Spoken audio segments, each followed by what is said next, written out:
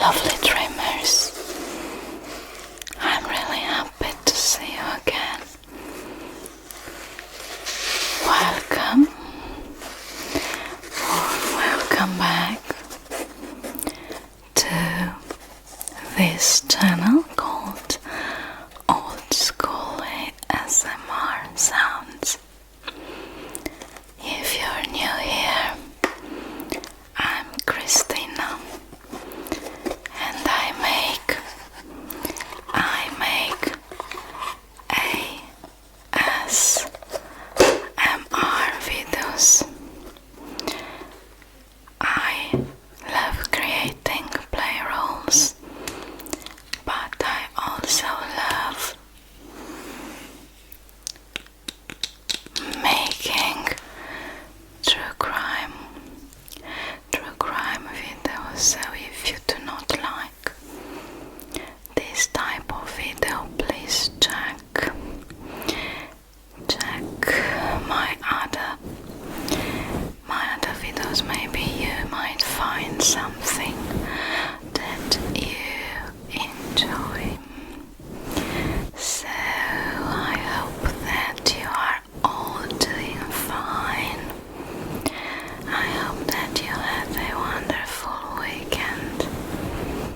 It's Sunday evening, and this means that it's Sundays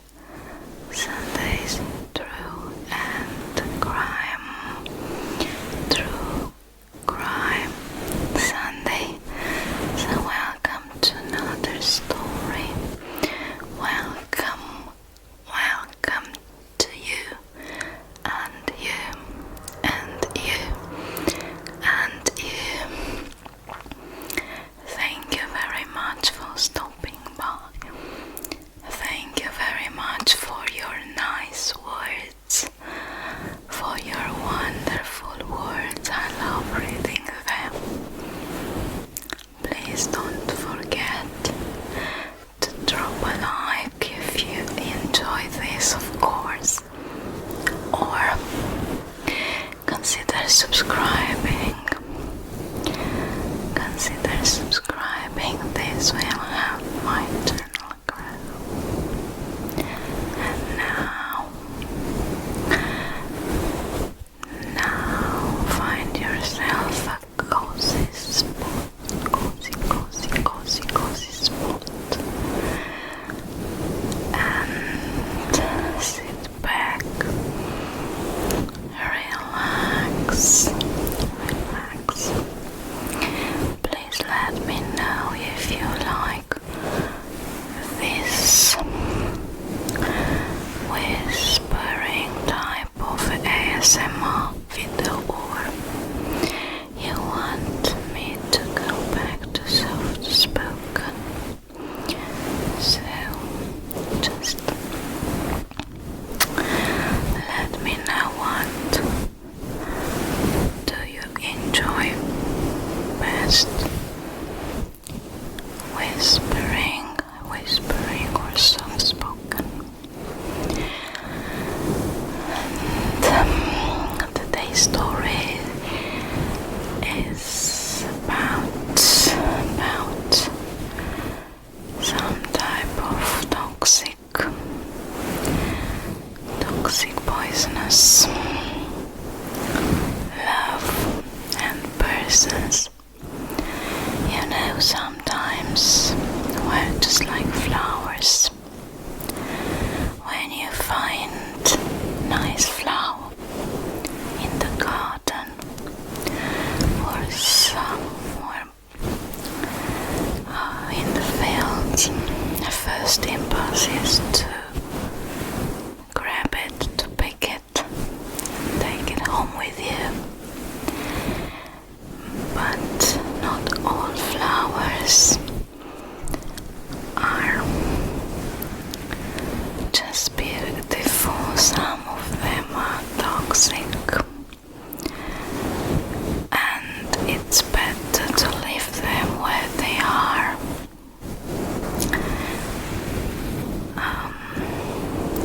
Some flowers have thorns like roses, but some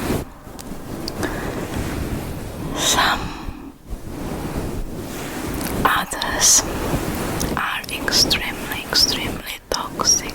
So all you have to do is just smile them and leave them where they are.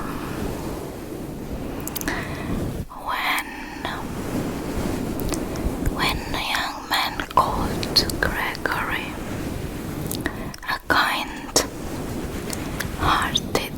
and very nice guy who everybody liked,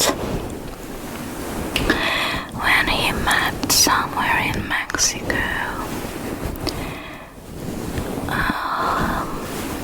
stunningly beautiful young woman. She was almost a teenager back then, called Kristin. He thought that he found himself some type of rare flower, extremely beautiful and rare flower. It was 1995, and he was together with his brother in Mexico, and there he met Kristin Rossum, an 18-year-old, stunningly beautiful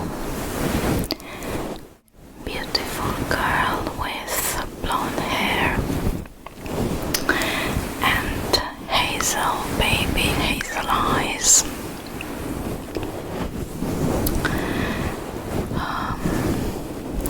They seemed to get on very well, and the girl decided to go back with them. So they returned to their home, the Villar's brothers, Gregory and his brother, and Kristin. They returned, they were students, and they decided that to live together in the same apartment. So Gregory went to Mexico, and he returned from Mexico with a rare flower called Kristin, who would become in the end his wife. From the very beginning, Gregory was smitten with the girl. Everyone who knew Gregory thought that he was obsessed with her, that Kristin had the obsession of his life. The obsession of his life. Eventually, Gregory's brother left the apartment and went to live somewhere else. And Kristin continued her studies at San Diego State University and graduated with honors in 1998. She was extremely bright also, so Kristin was gifted with beauty and also with wit. She was also extremely smart and charming. And after graduating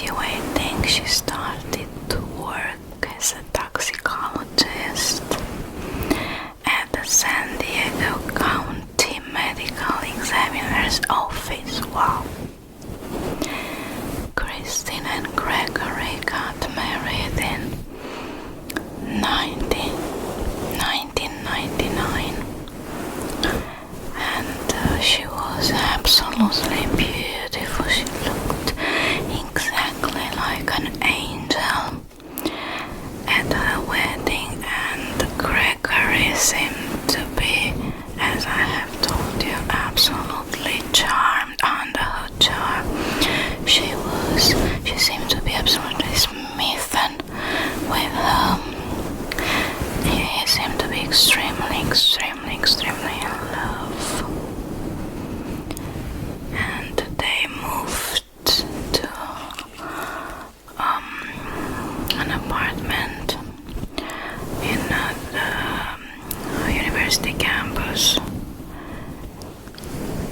And everything seemed to be okay.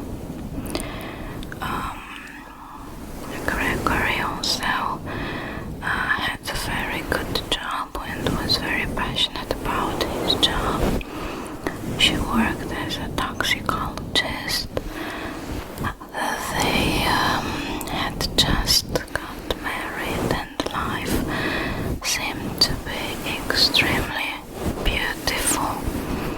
So if you were someone just looking from the outside and trying to see what was going on inside this family, you could only see two beautiful people, very in love with each other, working hard and also enjoying life and enjoying each other. Gregory was an extremely nice guy. He enjoyed going fishing, he had a lot of friends, and everyone liked him and his company, of course. So everything seemed to be wonderful, some sort of modern fairy tale, but sometimes there is a but. But on November 6th, 2000, a little bit after 9:15 p.m., Kristin dialed 911 and reported that her husband had just taken his own life. Being on the phone with the 911 dispatcher, she was guided so that she could give her husband PCR. She seemed to be really distraught. When paramedics arrived, they found Gregory lying unresponsive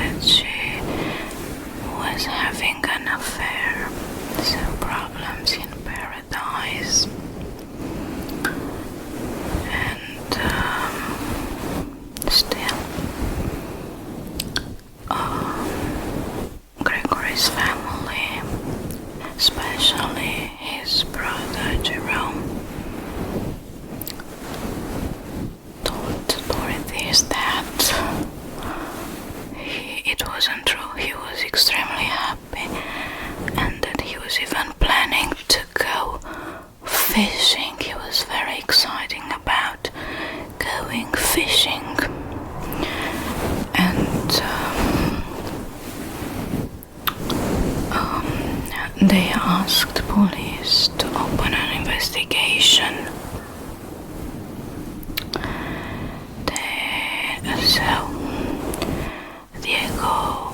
The San Diego police, who were initially reluctant to open an investigation, had to open one and dig a little bit deeper. And the family also wanted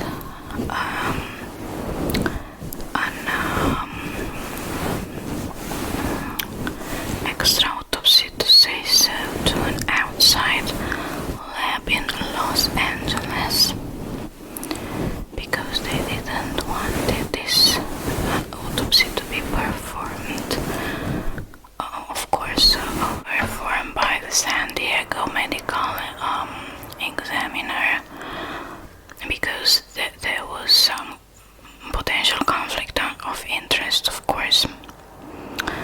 And the test showed that Gregory had 7 times a lethal dose of a substance in his system. So I'm sure that I'm not allowed to tell the name of these substances. So I call them medicine or substances.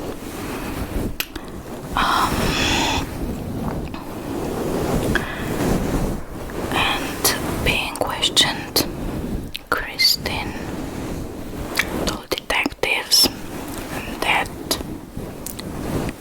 Gregory had been extremely depressed before he died,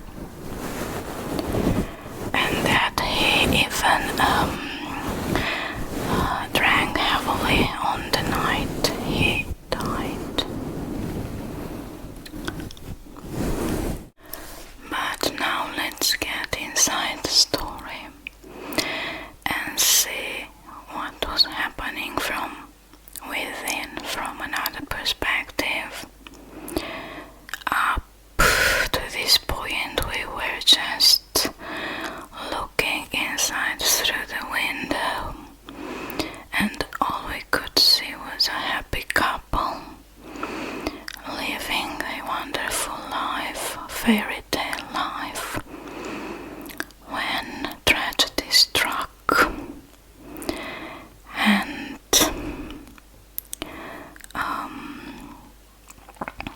And Kristin, and this tragedy left Kristin extremely distraught. Kristin,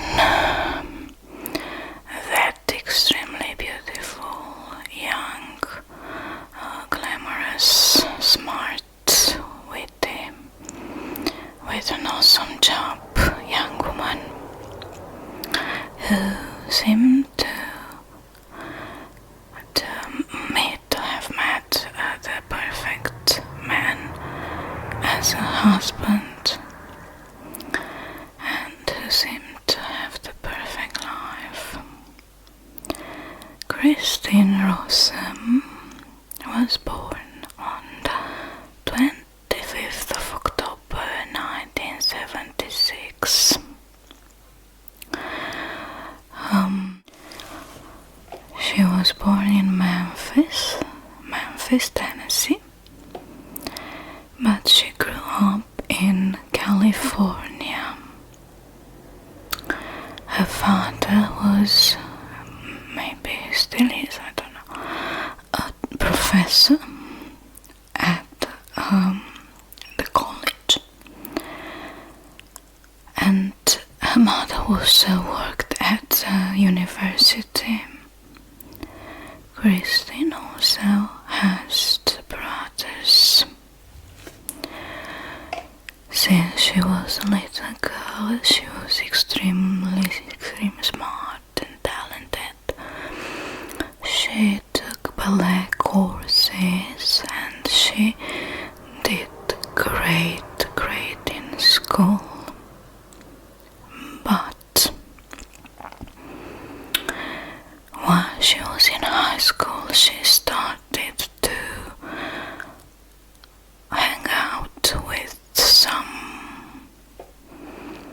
some sort of young people like her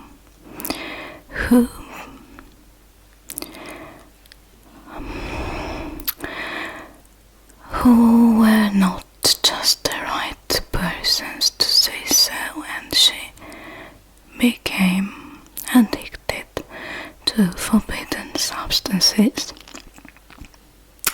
She began drinking, skipping classes, and she started to have a lot of arguments with parents. Kristin, in 1992 she began using forbidden substances,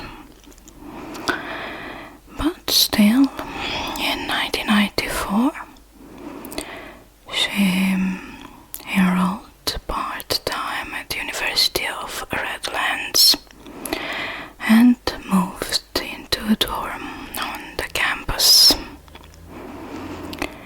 But still, she gave up, and she also didn't get on very well with her family. And at that point, having no place to go, at that point in her life, she met Gregory, who was her angel, her guardian angel. I think this man, Gregory, was an extraordinary person, extremely kind, devoted, faithful, and he succeeded to make her overcome her addiction. He supported her, and he loved her unconditionally, with all his heart. He was totally devoted. There were rumors that when they returned to live in the same apartment, the brothers and Kristin, Greg's brother, complained that pieces of jewelry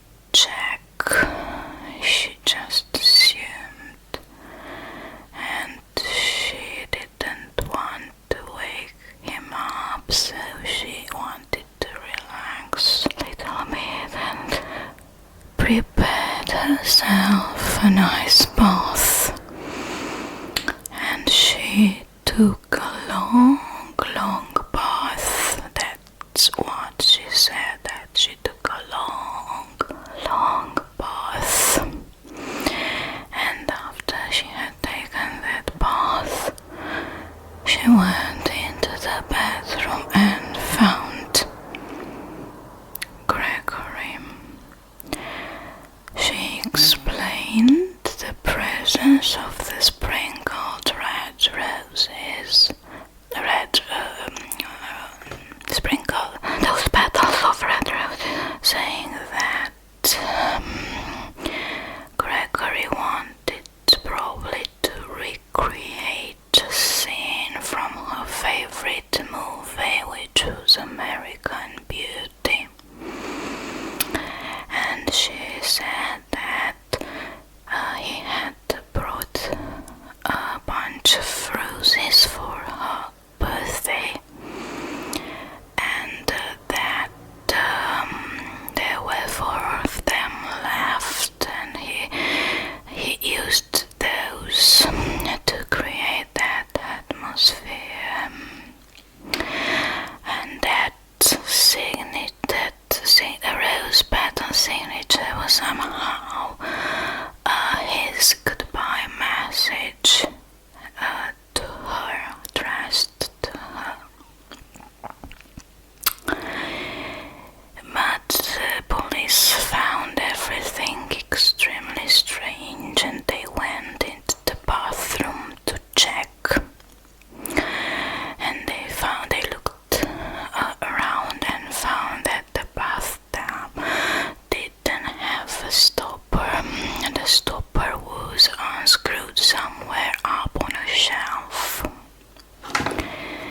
And they could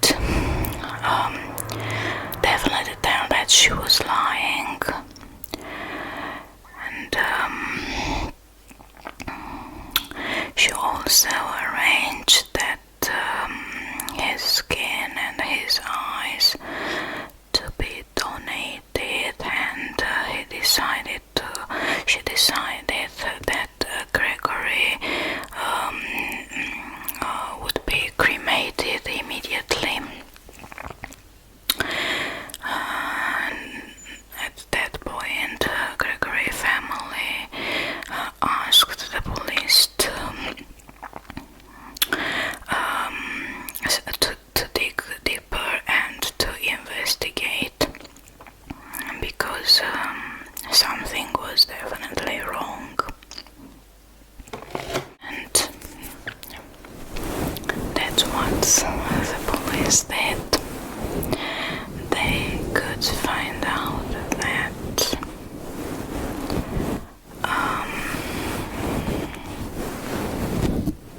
Kristin started using those substances again, and she was somehow in charge with the inventory of the things that she was addicted to, so it was extremely ironic. And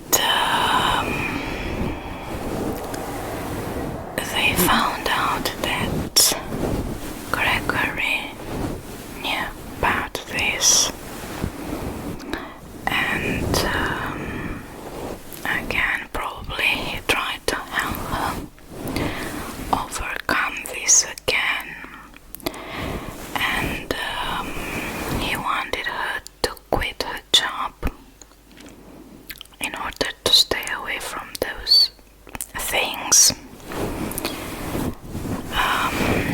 Otherwise, he would call himself and let them know what was going on.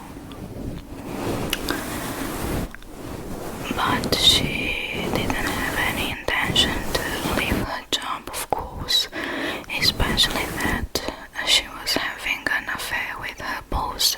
Life was beautiful for her.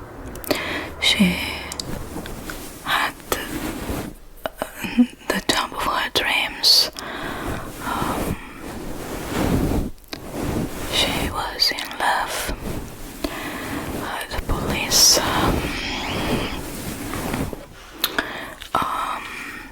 confiscated the computers and read all the deleted messages, the overwritten ones, and they found lots of messages and mails between Michael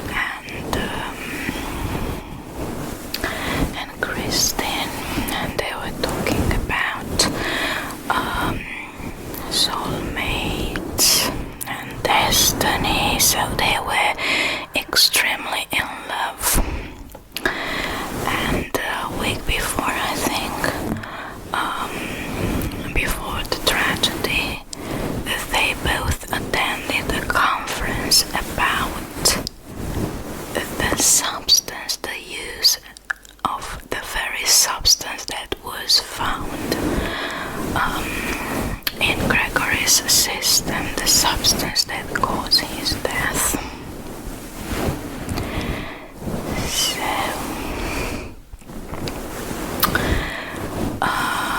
they also investigated a place of work and found a file of that substance being empty. And guess who was in charge of the inventory?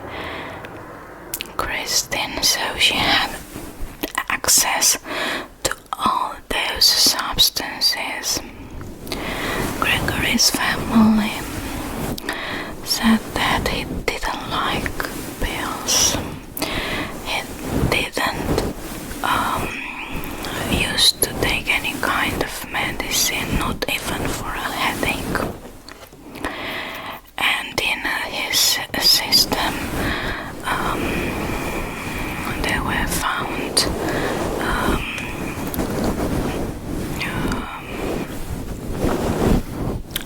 cold medicine.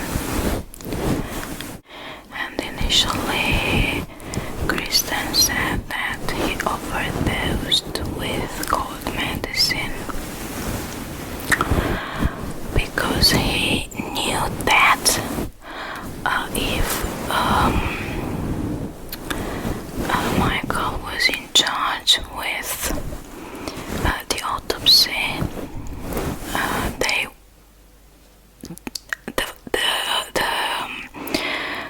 they wouldn't test for that particular substance. They would find only that medicine for cold. But the family wanted the autopsy to be performed at a private lab, and they could find the other substance, and of course they could also find some cold medicine. So initially Kristin told police that he overdosed. He took the pills that were prescribed for her by the doctor. Those were cold medicine for cold. And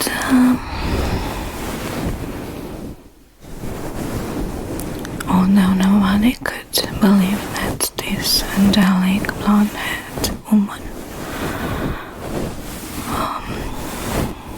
is able to do something like that, she was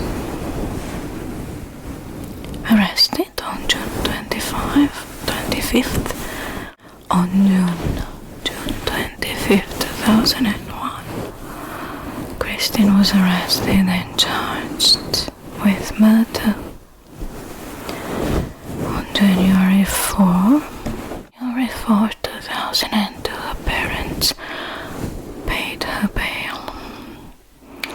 And I remember seeing a little film in which she was telling that she was completely innocent and that they took 5 months out of her life. So her husband had died and she was complaining about herself. her husband lost his life, and she was talking about herself losing 5 months of her life. Very selfish. This woman's heart is as cold as ice.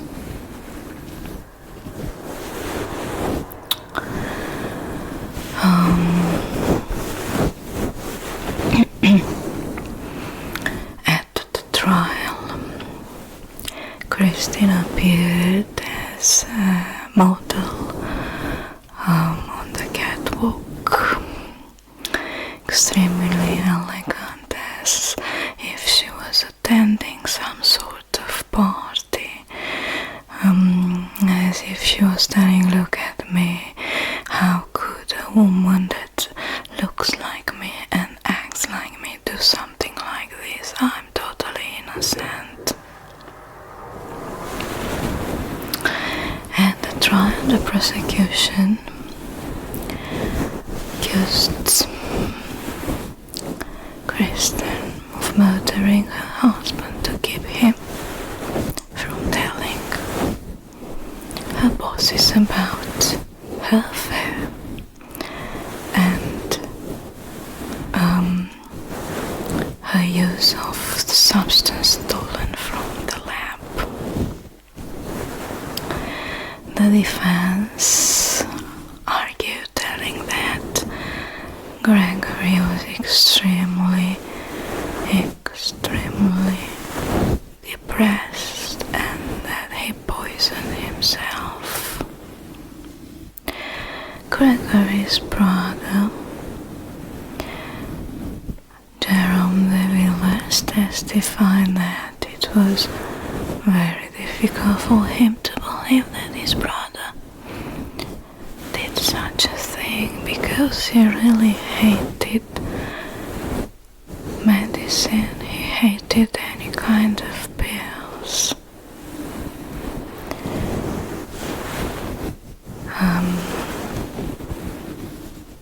When Kristin called 911,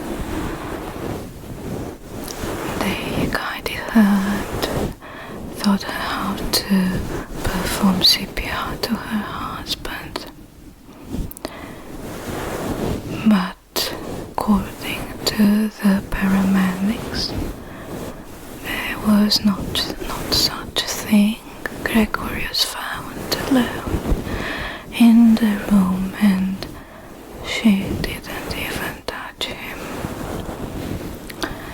She also claimed that the roses, the petals, were from the roses that Gregory had given her for her birthday, but she had been shopping and she wanted discount, so she didn't pay. She didn't use cash to pay, she used her card. So she was planning the murder, and she cared about the discount. She wanted to buy stuff to kill. That is cynical, to kill her husband, and wanted to get a discount. So she bought one rose, and the police could find out that it was a receipt for that rose.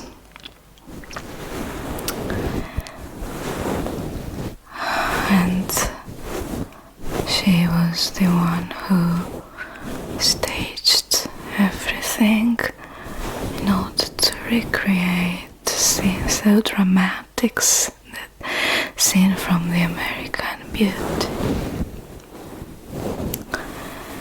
The prosecution also said that she had been planning this for a while in detail, and that she initially used those cold medicine that didn't work.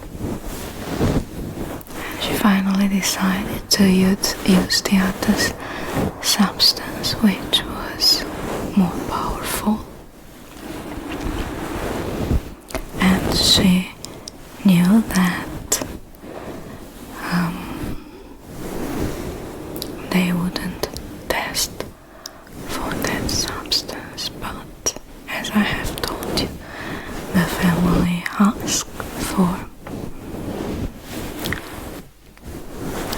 the autopsy to be performed by a private lab, and they tested for that substance, and that's why they could find out the cause of death. And on November 12, 2002, Kristin was found guilty of first-degree murder. On December 12th, she was sentenced to life in prison without possibility for parole. And she is in prison right now. As I have told you, it's better to leave some flowers where they are, because some of them are really toxic. Poor Gregory thought that he found the perfect woman, a rare flower in the fields, took her home, made her his wife, help her graduate, help her overcome her addiction. Instead of catching her stealing, instead of her addiction, instead of everything, he loved her. And in return, she is toxic flower, but she's that kind of flower who needs other plants to survive. And after she climbs on a plant like a serpent, after she drags life out of the other plant, spreads her petals and waits for another victim. She just needs another plant, another person to use. I think she used Gregory. She used him for years. And when she saw the opportunity of having a new life, and